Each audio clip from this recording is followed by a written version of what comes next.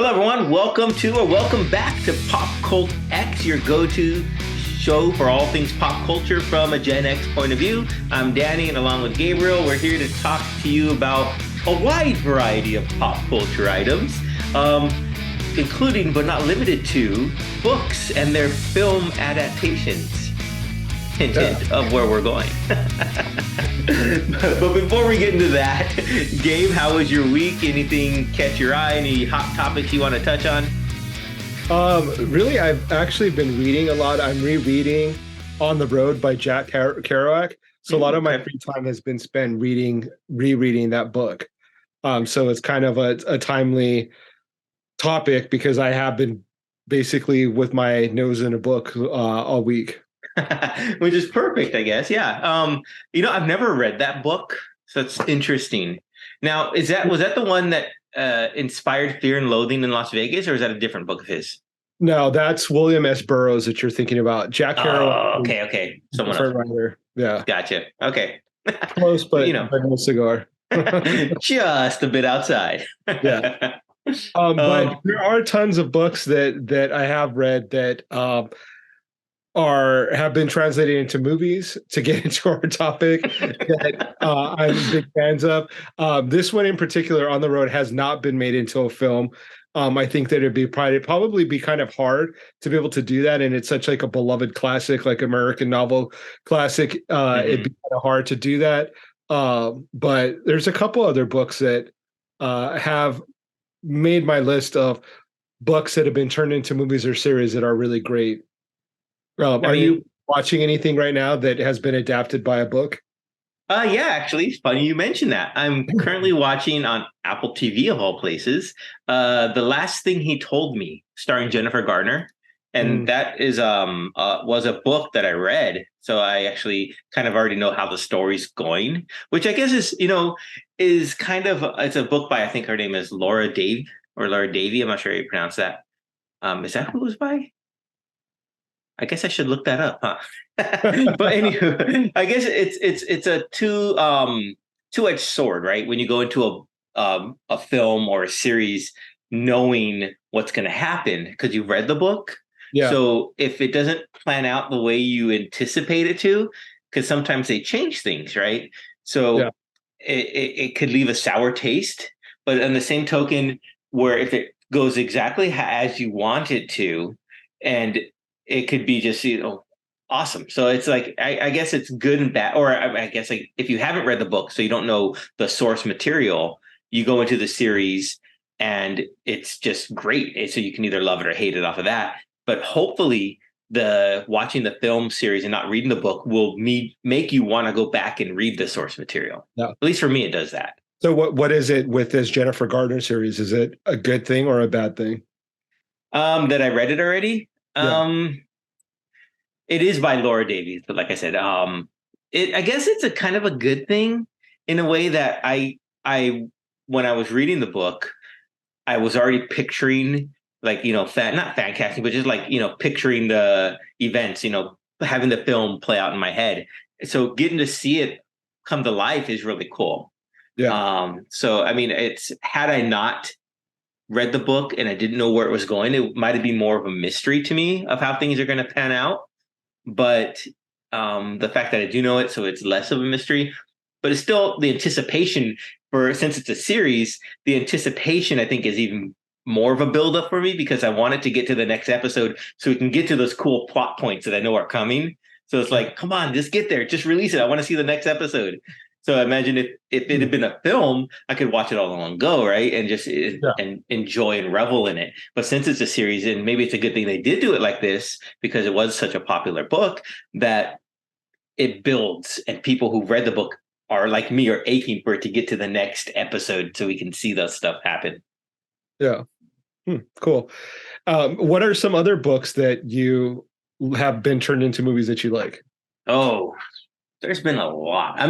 You said that I like. Or that you don't like, I guess, that are notorious for, maybe have some sort of notoriety for being turned into films that you don't like or do like. Well, the most notorious one that I can think of that isn't even liked by the author is The Shining, right? So because like Stephen King hated the film adaptation of it. So I think that's probably the most notorious. But I'm indifferent. I think Does he hate it though? Like I feel like he's come to terms with it being like its own thing. could be. I mean, because it was a change so much. But I never read The Shining either, so I can't really spot the differences. I only know the Stanley Kubrick film. Yeah. And the the stories that go along with the making of it, and like Room 237, and what's I've read about Stephen King not liking it and whatnot. But I don't know if he has. Maybe he has. Maybe he's come to terms. That's The Shining. The movie is its own little bowl, I guess, or box, Yeah. and my book is over here. But I did like Doctor Sleep translation. I thought Yeah. that was really good, well done. I really like that more than I like The Shining. So I don't know. Good question. Yeah, it's funny that you mentioned that example because I actually love both the book and the movie, and Okay. there are great differences between the book and the movie, but I appreciate both of them for what they are. Like I really love the book and I really love the movie. I Mm-hmm. also really liked Doctor Sleep, and I also really like the movie. So, Oh. um, so I'm a fan of all four of those iterations of his films. I think he was more happy with the way Doctor Sleep came out than with the Yeah. show. But to go within that theme of horror movies, one of my other favorite ones is Dracula by Bram Stoker. Mm-hmm. Francis Ford Coppola turned that into a really great movie. Yeah. And also Interview with a Vampire by Anne Rice. I thought they did a really good job with both of those series or both of those films based off of a book. A fan of both books and a fan of the movies as well. Have you watched the series Interview with the Vampire? I haven't seen it yet because I feel that it's on a channel that I don't have. Ah, okay. Fair enough. I So haven't that's watched the it only either. reason So why I haven't watched it because from what I can tell, it's supposed to be more similar to the book, and that it really takes from the New Orleans culture, which I love because I've been to New Orleans and I love New Orleans culture. And so I'm very excited to see it because I hear that they really take more inspiration from the like Creole, Cajun, New mm, Orleans culture. very cool. Yeah, I haven't. I've seen the movie with the Tom Cruise Brad Pitt movie, and that was Yeah. good. I really enjoyed the movie. I mean, I think I've read part of the book, the Anne Rice book, and I know that Yeah. that book was a series of books, right? So there was that, there was Yeah. the Stat, and a few others that were within that realm. Um, but no, I think that's the only one I've. Some of the other books that I have on my list that are good adaptations is also in New Orleans is Midnight in the Garden of Good and Evil. Actually, it's John not in New Cusack, Orleans. right? I don't remember if it's in New Orleans or not. Have you seen it? Is that the one with John Cusack? Yes. I remember working in the movie theater when that came out, and the posters for that film were really cool because they had like the gravestones and whatnot. But I don't think I ever sat through the whole movie. I didn't Oh, even know it was a you have book. to watch the movie. If you haven't read the book is really great, and then also the movie is really, really good. Um, I know people aren't fans of Kevin Spacey anymore because of some crimes that he's committed, but the Hmm. film itself is really good. Um, John Cusack is really great in it, and I think Allison Eastwood, Clint Eastwood's daughter, is in it as well. Oh, And okay. she does a great job. But it's a really good movie. I recommend watching it. I don't know what channel it's on, but I would definitely check that out if you get a chance. One of my other favorite ones one of my favorite movies of all time is Train Spotting, and they Mm. did a great job of adapting the book. The book is kind of hard to read because he writes it in Scottish slang. So Okay. a lot of it is like it's hard to understand if you don't know Scottish slang. But the movie did such a good job with adapting the book, and Irving Welsh was part of the filmmaking, and I think even has a small role in the film. And so I think that helped with the translation of book to film, Okay. and really staying true to its nature. But that was one of my favorite films of all time. How important do you think that is to an adaptation of a book into a film or series that the author of the book is involved with the screenwriting of it? I don't know if it's necessary, but I think that it certainly helps because they're the ones that have fleshed out these characters that Yeah. their story. But film is completely different. It's, the written word versus, the visuals that go out Hmm. into making a film. So it's kind of two separate art forms in itself. So um, I think that it maybe it doesn't hurt. I don't think. I can't really think of an example of when the director really hurt the film by being involved.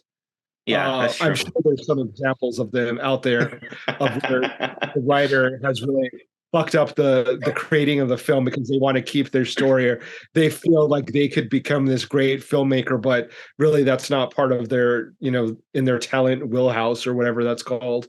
Yeah, no, that's true. That is true. Where they want, I guess. So one of my, I guess this is a good to piggyback on that point. One of my favorite authors, his name is David Gemmell. David Gemmell. He writes fantasy fiction, so like swords and all that other fun, Lord of the Rings type of stuff. But Yeah. he refused to have any of his books made into films because he didn't want his characters changed from how he wrote them, Hmm. which is sad because some of his stories are great and would be perfectly told on either a series or a film. I think to like Lord of the Rings, the most recent, was it the Rings of Power, right? On Yeah. Amazon. And now that might not necessarily be is set within the world of Tolkien's world, but it's not a direct translation or adaptation. I think if Gemmell, maybe his estate now, because he has since passed, would relinquish some of those rights, that's something that I would pay money to see people. I would literally, and he has a Is it huge fan sad though? base. Like, do you feel incomplete by having read these books that you really like and it not becoming a film? No, I mean, well, no, because they're not out there, I guess. But yes, because I guess as a creative person, I want to be able to make that if no one else is going to, right? Because Oh, I want to. There's like one story that my first introduction to the author's book. His name is Morning Star, and it's such a great. It's not like a series of books. It's just a single one shot, I guess you would call it in the comic book world, and it's just like such a great story that I want other people to know about, yeah. and that I think the easiest way and most fastest, widest way to make that possible is on film or something on a streamer or something. So yes, incomplete in that I want other people to know about it, but not incomplete because I know and love it. Yeah. I feel like let's go back to the Shining example. Having read The Shining and then Doctor Sleep, I would be very satisfied with having read, that story arc from one book to the next Mm-hmm. without seeing the films. Yeah, and that says a lot because The Shining is literally one of my favorite movies like of all time. But I love the book so much, and I created, that world in my head Mm-hmm. and the visuals in my head that I Mm-hmm. don't necessarily need it to be created for me, because Stephen King did such a great job of creating that world that I can go and inhabit it by reading the book, and am only limited by his creativity and then my own imagination. Yeah, that's true. I understand. So Okay, But how's I, this? I can see how you're excited about something and you want I feel like sometimes that happens with some comics when I read a comic book that I want to see it translated into like a cartoon or maybe a film, because you already have the visuals when Yeah. it comes to the comic book. So you already have some of the visuals. So it's just like a natural transition from comic book into film or comic or into like Animation. shit. So I see that a lot when I read some comics and I'm like, oh, that would be a really good movie or animation. But I definitely think there are some books that are just, especially when you look at like Lord of the Rings, that are just so grand and incredulous that you can't turn it into a movie because something is going to get shortchanged. Unless you're Peter Jackson and each movie's over 3 hours long, and then Yeah, it stays in there. yeah, that's true. But okay, so here's an example of a book that was made into a movie, and that I think maybe even the film movie might have been better than the book. So it's a little bit reversed, right? And that Yeah. would be Jurassic Park, right? Michael Crichton's famous book, and then Steven Spielberg's epic movie. So is how does that weigh in on your viewing of translating from books to film? I haven't read the book, so it's going to be hard for me to argue that point Okay. because all I have is the movie. But based off of if it depends. If the book is really boring and it's really dry and very scientific and something that I'm not really all that interested in, and I enjoyed the film, then yeah, maybe I would be like, yeah, they needed to turn it into a film. But I would have to read the book in order to know how suspenseful it was. It could have been even better than the film. Have you read Yeah. and seen the movie? And you Yeah. feel that the movie is better? I think the book was great. I think the film took it to new heights because Uh, it made there were some changes that were made in the film that I thought did better service to the characters. And I thought so the way the film ended was a little bit different than the book. And I thought it was a better adaptation, I think. It came across better. that's fair. I'll have to go read the book. So, would you recommend the book? Yeah, if you like dinosaurs. Hmm. Or if you like inner outer space type books. I don't know if you've seen or read The Martian. I have not done either. Okay. Well, read the book first of The Martian if you want to do some sci-fi and scientific-y stuff because it gets really based in the whole science. I mean, the author really dives into the science part of it, but then Yeah. the movie itself is a really good adaptation of it. And there's a few changes, but I think it stays true to the book, so it's really well done. One other example that I think is a really great example of book to film is The Silence of the Lambs. Okay. I think that that was such a good book, and the acting is so great in it Hmm. that the actors became those characters, and it's hard to argue that that film isn't justifiable because it did such a great job with inhabiting those characters.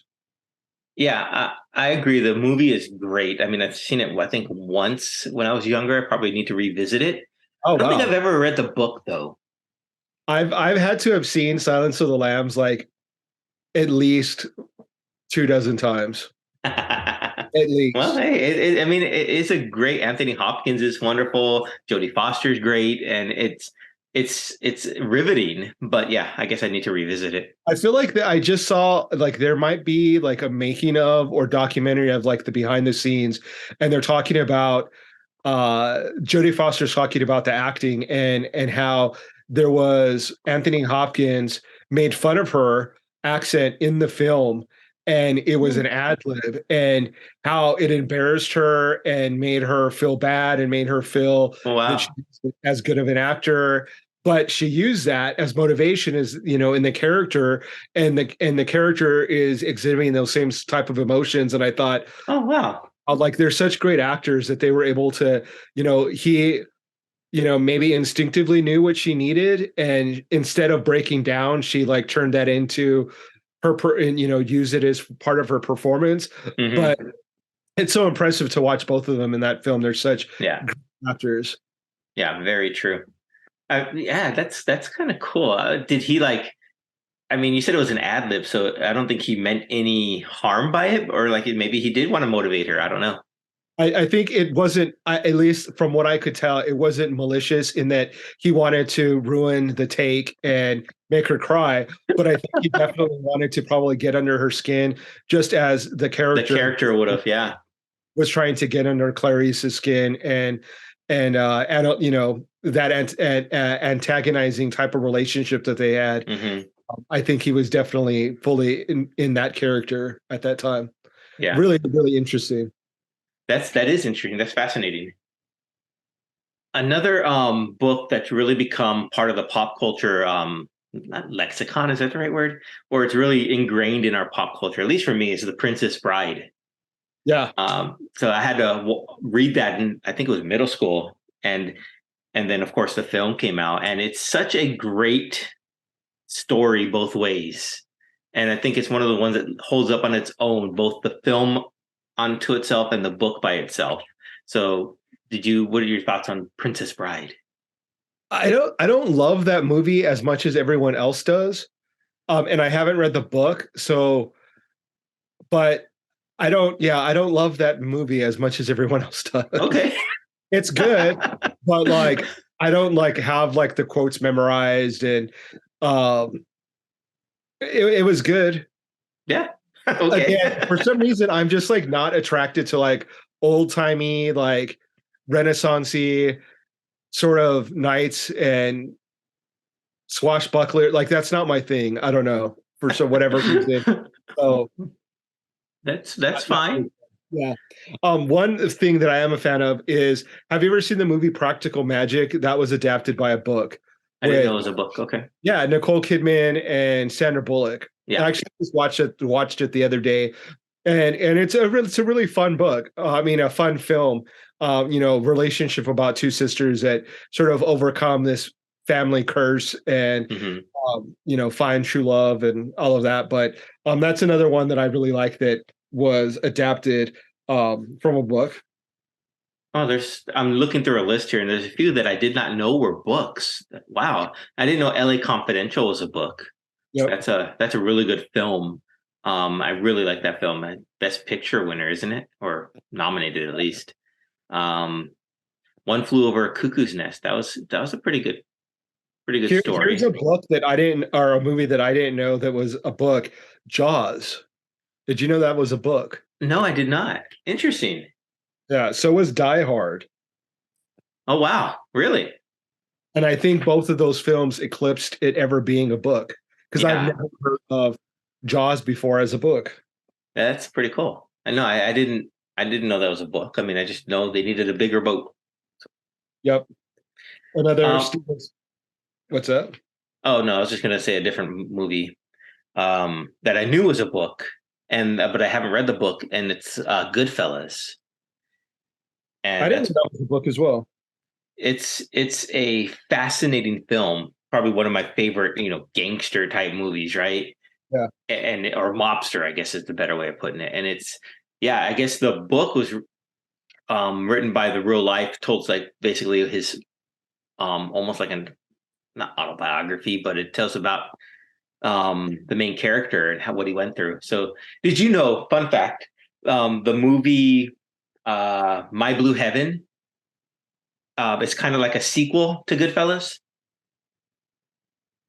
On purpose, it's a Yeah, sequel, or yeah, the book. So basically, the character Ray Liotta's character who goes into the witness protection program. yeah. The book, the novel, My Blue Heaven, I guess, was written by the real life guy's wife, Hmm. and it tells the story of them in the witness protection, which the Steve Martin, uh, Rick Moranis film. So it's pretty cool. That's pretty fun. Yeah, and he didn't he get arrested in Arizona for selling ecstasy, I think. Did he? I didn't Yeah. know that. Yeah. Oh So man, he didn't learn his lesson. I guess not. Yeah. Oh man. That's all the books that I have on my list of ones that I like. I mean, I have a ton of other ones, but books that I have not yet read and movies that I have not yet seen. Okay. I think the probably the classic, the most I don't want to say watched or read, but we had to watch it and read it in school was To Kill a Mockingbird. Yeah. So that's probably one of the Gregory Peck's Academy Award winning performance, and it's just such a great story both ways, right? So it's probably one of the when you think of film or book to film translations, probably one of the top ones that come to mind. Yeah. Well, definitely one of my favorite books. I actually haven't watched the full film, but definitely one of my favorite books. Okay. Well, you got Yeah. some homework to do. Yeah. Well, I'm glad we're talking about books and film and authors and whatnot because I had an interview for this week's conversation series with an author, and the author his name is Lev AC Rosen, and he wrote a book that I just recently read called Lavender House. That was just fantastic, and so if you don't mind, I'd like to share that with everyone now. Yeah, let's check it out. Hello, everyone. Welcome back, or welcome to Little Talks with PopCultX. It's our conversation series where we chat with a wide variety of creative-minded people. Today, we are joined by an author whose most recent book, Lavender House, was a Lambda Award finalist, and with which the New York Times said it movingly explores the strain of trying to pass as straight at a time where living an authentic life could be deadly. Please welcome author Lev AC Rosen to the show. Hi, Lev. Hi. Hi, thanks for having me. Yeah, thanks for taking some time to chat with us. Now, I recently read Lavender House. Well, audiobooks count as reading, right? You think so? Yeah, absolutely. Okay, cool. Well, my wife and I read Lavender House on our most recent road trip, and I was blown away by it. I went into it not knowing what to expect with it because I'd never heard of it before, but it just completely floored me. I was enthralled with the characters. I was just captured by them and your writing. So that made me want to reach out to you. Well, thank you. And also, the audiobook, it should be noted, the narrator, Vikas Adam, is just extraordinary, just amazing. Yeah, he did a fantastic job. And I love the noir style of it. And it's just what I think really captured me. I love noir writing and noir films. So I think that's what really brought me into it. But before we dive a little bit deeper into Lavender House and your writing, just give us a little bit brief background on you. How did you get into writing? Where did the passion for storytelling come from? Oh man, I'm not a good story. I get this question a lot, and it's just not a good story because I've literally always been doing it. Okay, so it's always been there. Okay. I remember. Yeah, in eighth grade, I went to a K through 8 school where you did a little graduation from eighth grade, and there were only like 18 kids in the whole grade. So everyone got a teacher would stand up and say a few things and give them a tiny little gift. And mine was like a little wizard statue, which I still have over there. Oh, nice. And the teacher was like, for Lev, because he's a wizard with words. So that was always something I was doing that I was headed towards. And with the speeding train of inevitability, I guess. So it's not a great story, but it's just how it happened. It's your origin story, so it is great. So I will argue with you on that. It is great. I do see that on all of your books that you've written, you've spanned a wide variety of genres. And now, is that something that you've always been interested in? Just any type of writing? I mean, you have like sci-fi, you have like video games, you have all sorts of things. So is that something that just want to write it all? Yeah, I think what it is I like to read and consume so many different genres, age groups, whatever.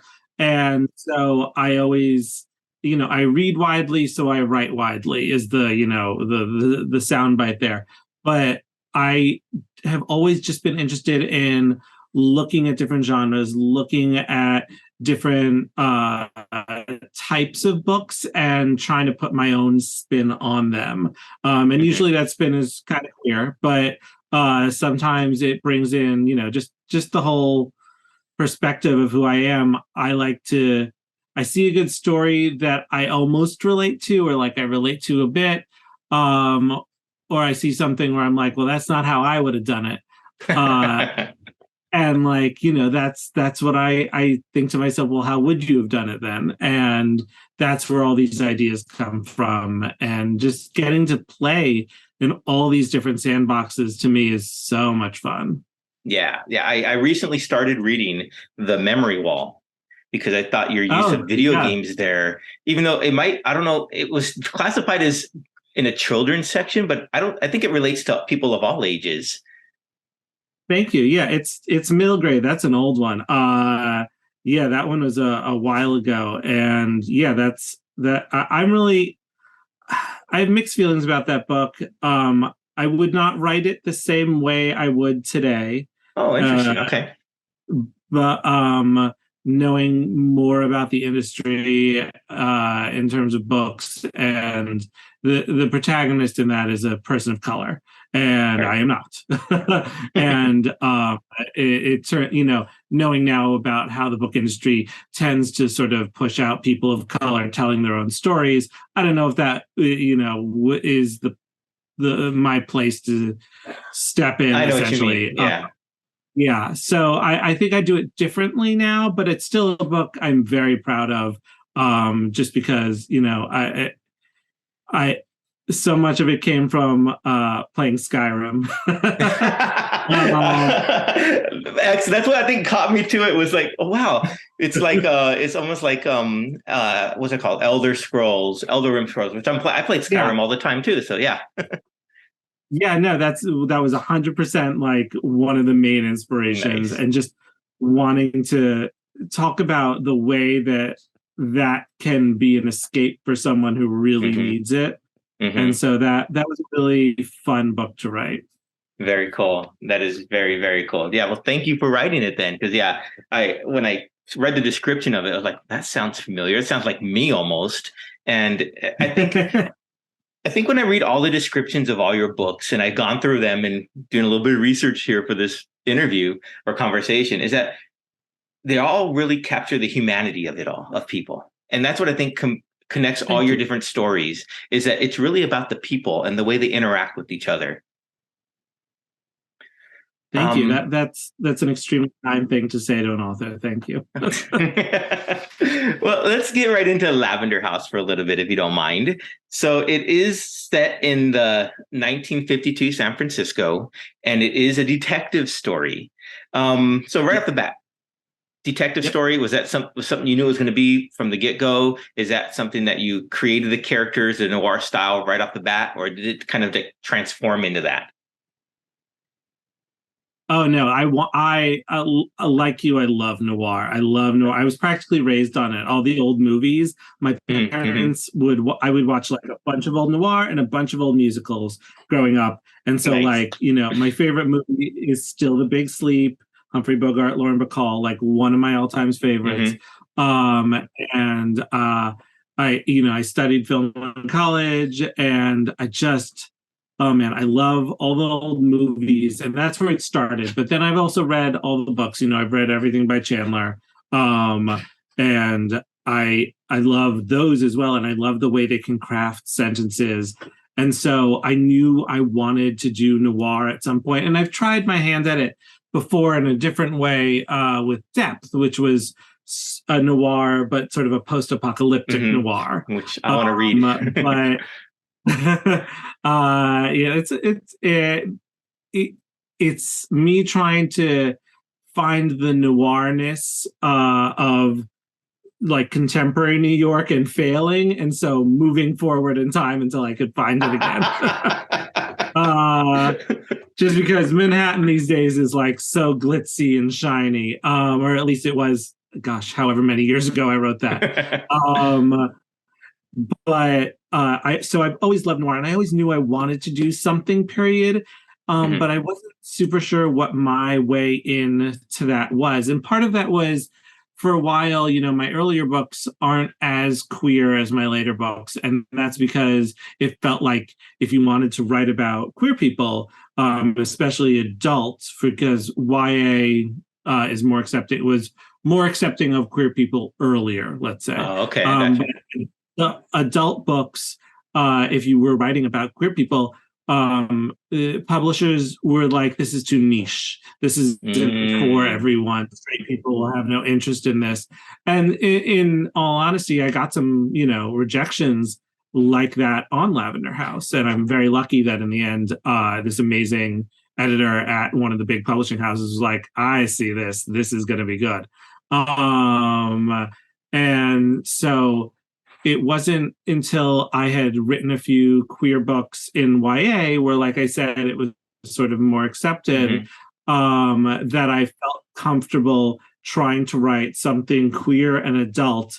And that's when I was like, oh, it's time for this. And I think the Okay. moment I knew actually it was I was watching an adaptation of an Agatha Christie. Oh man, Ordeal by Innocence, the new one that's on Amazon. It's Ooh. very sort of campy. It's not that new, obviously, because the book's out and it inspired people out. So it's like 4 years ago or something. Okay. New. Newish, yeah. And newish. Who knows what time means anymore? And it's a lot of fun. The set is 90% staircases. And I remember watching it and being like, it'd be fun if all these people were gay. And that was sort of an inkling of an idea where I was like, I could do that. What's stopping me? And from there, it sort of became this idea of, all right, if I'm going to do this, that means like, I want to finally get to that period noir thing that I've been thinking about, and sort of combining those two. So even though he is sort of a classic early 50s, PI essentially, it is also sort of that locked manor Agatha Christie vibe of a mystery for this one. So it combines those two things, and it made it so much fun to be able to be like, all right, I am doing my noir thing, but the setup isn't necessarily one you think of as noir. Yeah, I can see that. Yeah, definitely. How much research went into an historical fiction novel of this, since it is set in the past in a period piece? How much research did you do for that? A lot. The big research text that I will always sing the praises of, there we go, is Wide Open Town by Nan Alamilla Boyd, which is a history of queer San Francisco in 1965.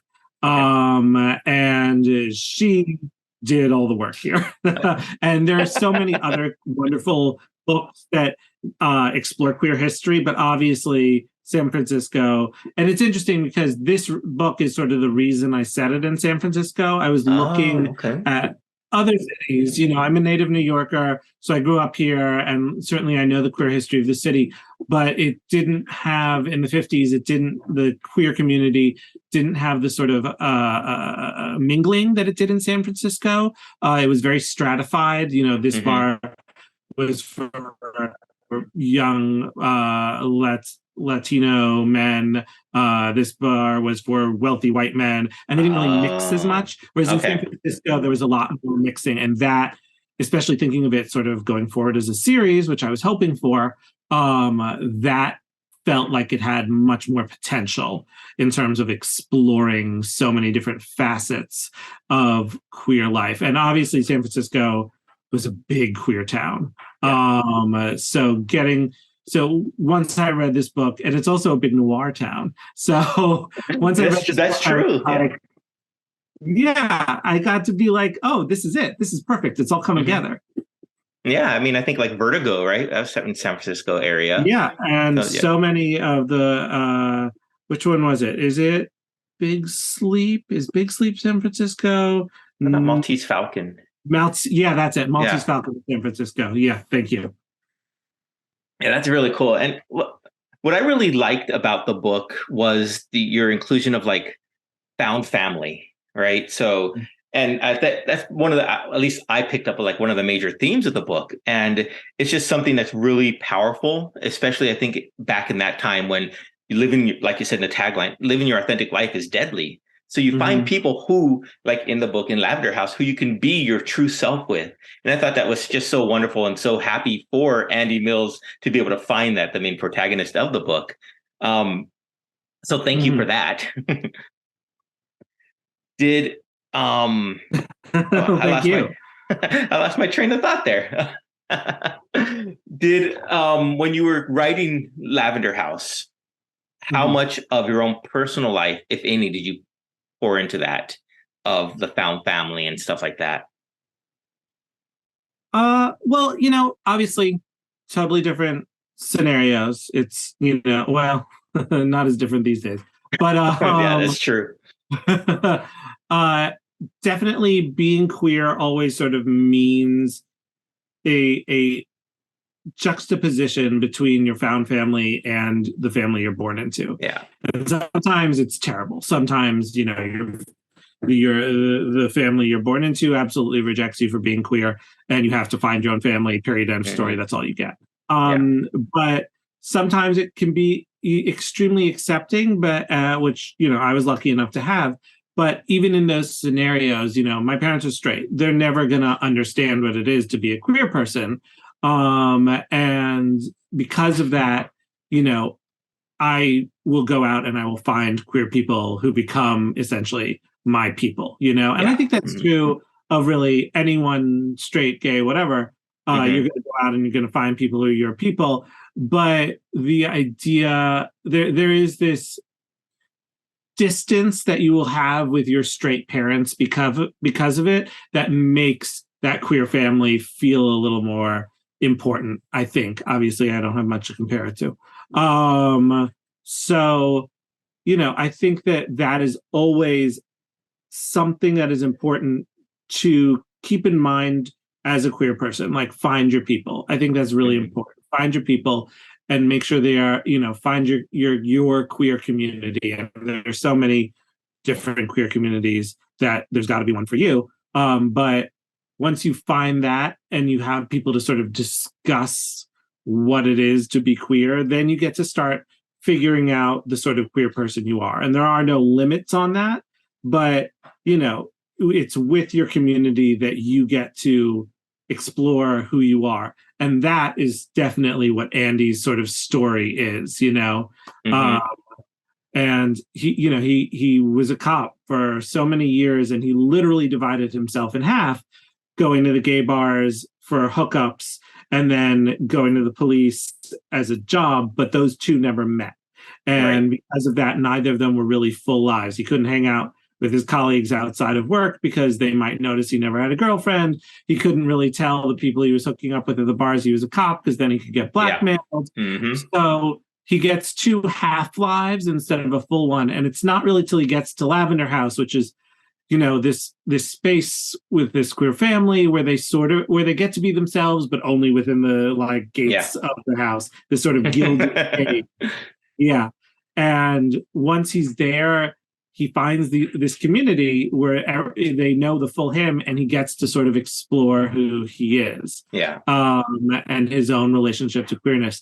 And that to me was an exciting sort of thing to do with someone in the 50s, because so many people, you think about queer people in the 50s, if you think about it at all, if you like are aware that we existed and had communities like that, which many people aren't, including other queer people, then the idea of being introduced to one of these and getting to figure out who you are, that to me was inspiring and exciting. Very true. Very true. And very noir. Like, that's true. Is there something so queer about being something so noir about being queer in the 50s? Because there's all this paranoia, all these walls closing in on you, you're trapped. Like, you can't reveal your secret. People are trying to figure it out. So to me, it all goes hand in hand. And like, you know, the being queer in the 50s is a noir state of being. So it all just falls into place. Yep. And it's all, One of the other fascinating elements of the book that I found really cool was your use of like music and songs.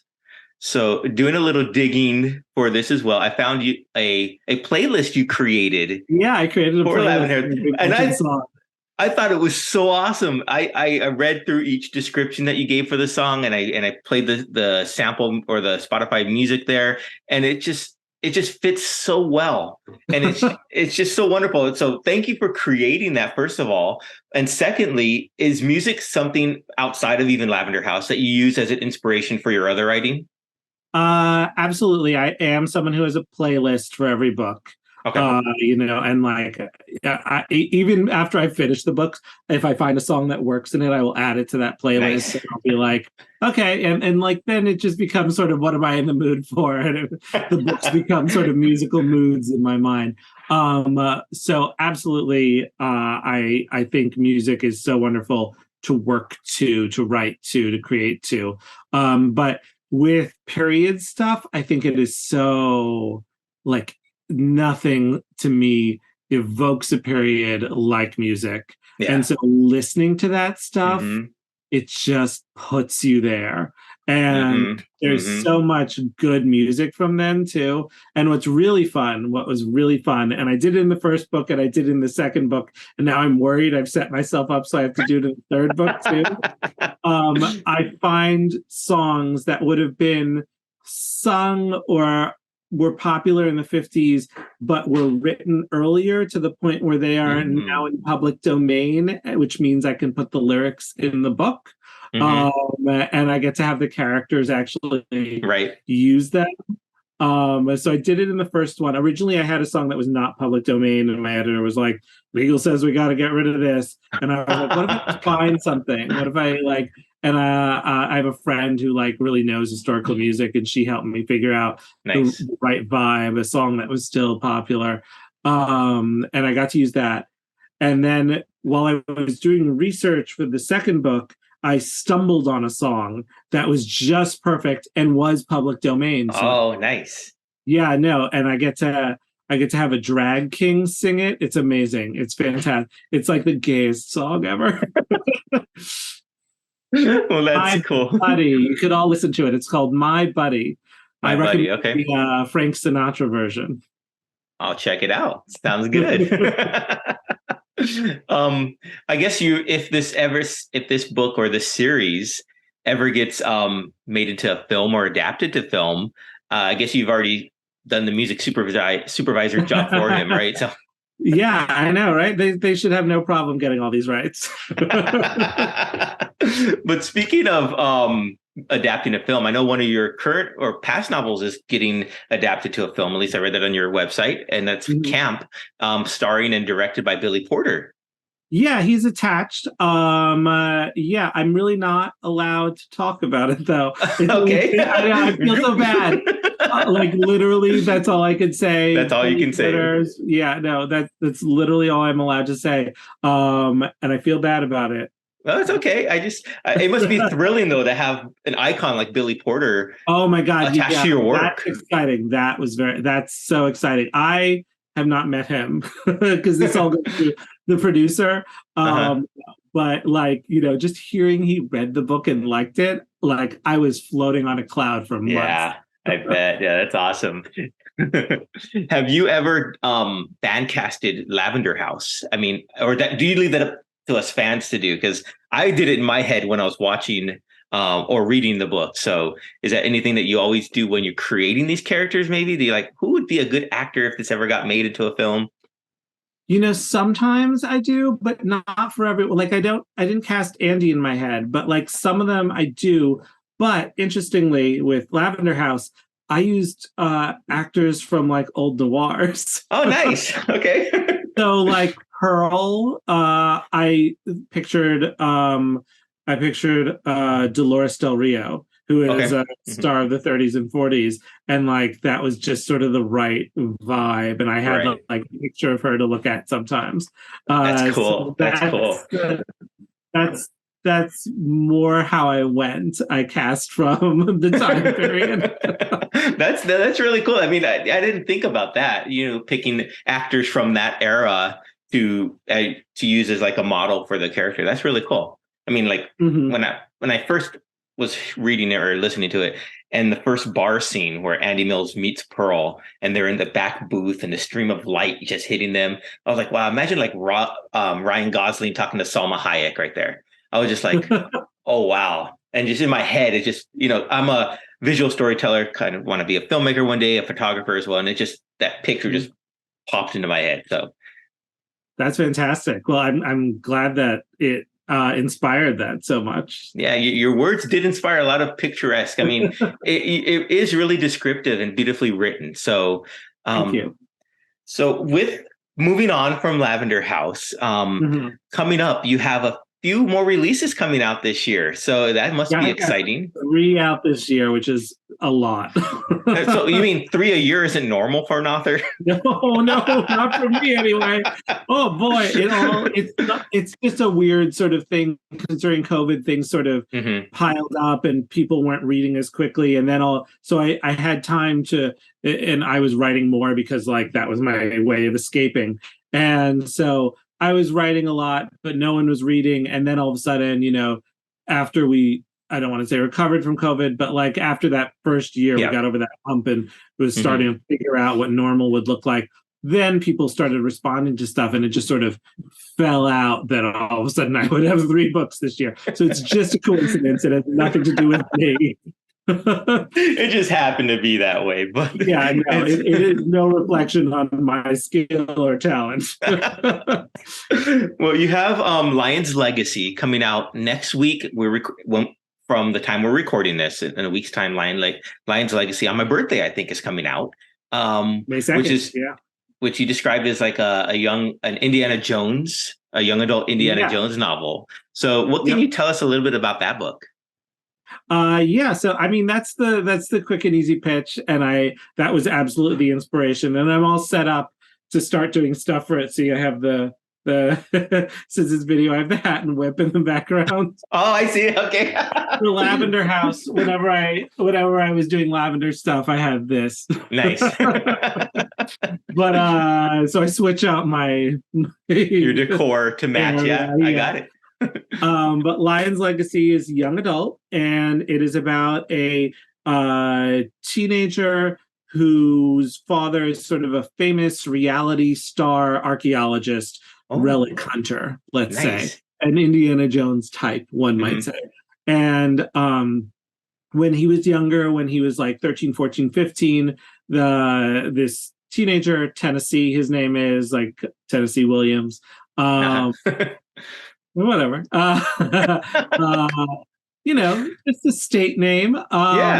The 10, he would adventure with his dad. He was on the show. He famously sort of came out on the show. And it's not like a huge show. I thought of it as sort of, but it's a big enough show that people in the field recognize him. Some people recognize him.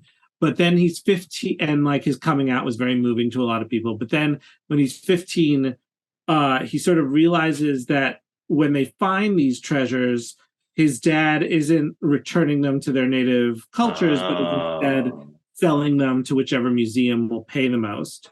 And this results in like a big argument. His dad abandons him in Japan, and he has to find his own way home. And then they essentially don't speak for 2 years. And 10 is trying to figure out, for the next 2 years, he sort of rebuilds himself. He becomes, he finds other queer friends at high school. He is interning at a museum, and he's still interested in history and archaeology and all that, but he's not on the show. He doesn't really talk to his dad.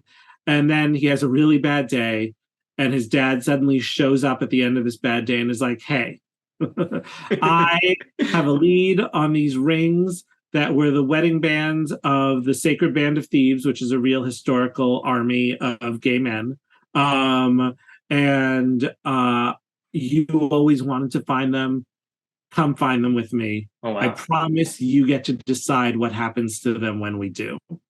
And so he goes with his dad, and then it's very Indiana Jones. There's temples, puzzles. There's a cute translator he meets. But it's also sort of about who does queer history belong to, and why is it constantly being erased, and how do we prevent that? And like the idea of history as a form of community. And so I had a lot of fun writing it. It's like a quick adventure book, and I think it's a really fun book. And I think it gets into a lot of queer history that people might not be aware. That's really cool. So, I mean, it links up thematically with Lavender House. But it's not a direct sequel to Lavender House, because that's The Bell in the Fog, which comes out in October. Yes, that'll be out in October. Yeah. That's exciting. Bell in the Fog is out in October. Yeah, I'm really, really excited. And thus far, people who have read it, of which there's like maybe a dozen, have like really responded well to it, been like, it's better than the first one.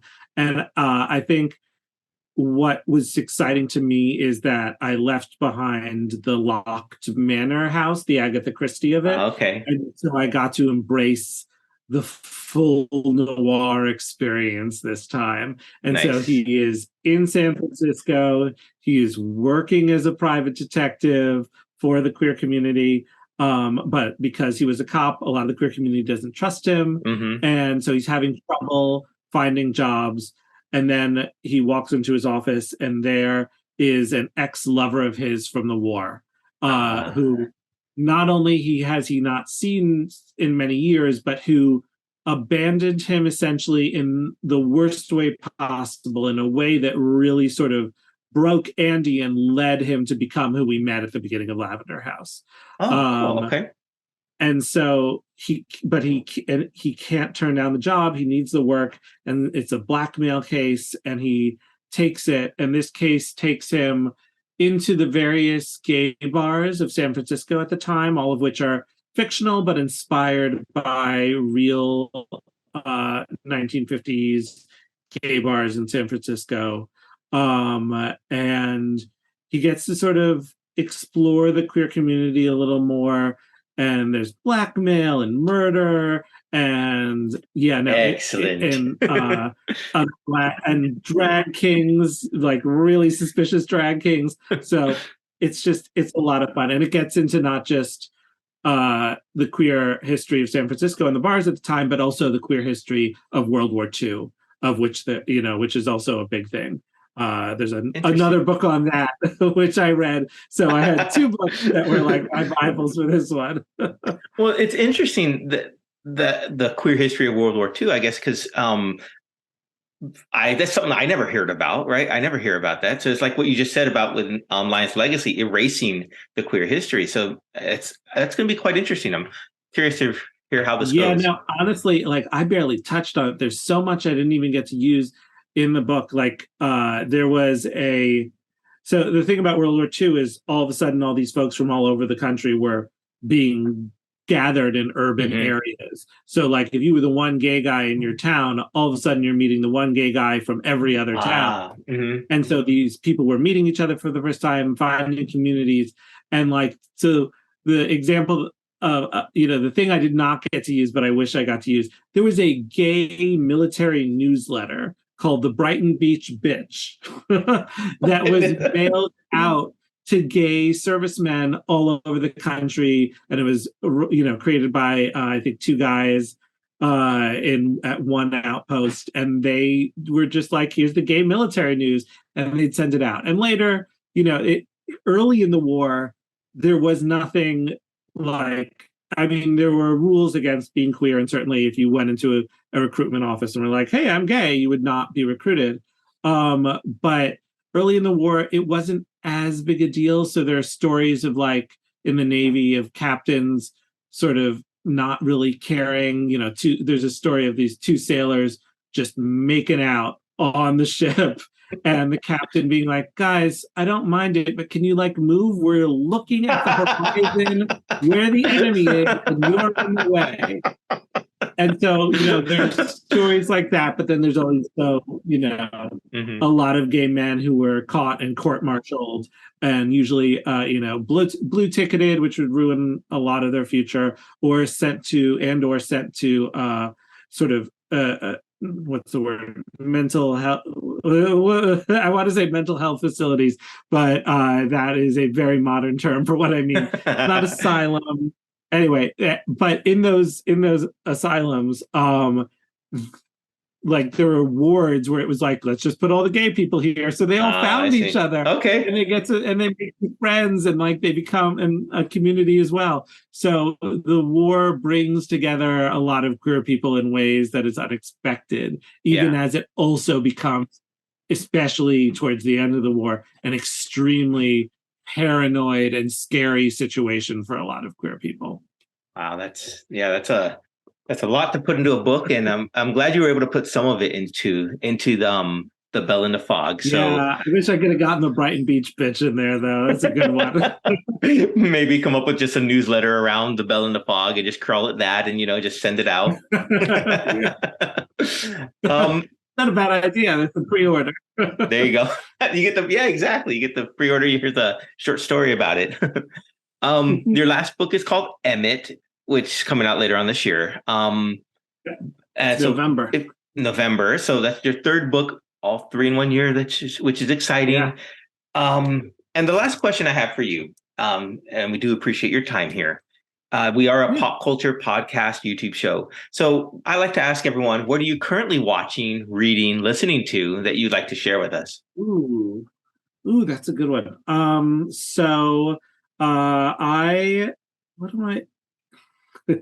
Or even playing video games if you're still doing that. Oh, yeah, absolutely. We are absolutely playing the new DLC for Horizon Forbidden West. Oh, nice. Okay. Which is Burning Shores, right? So we definitely started playing that. And we are very much looking forward to the new Zelda.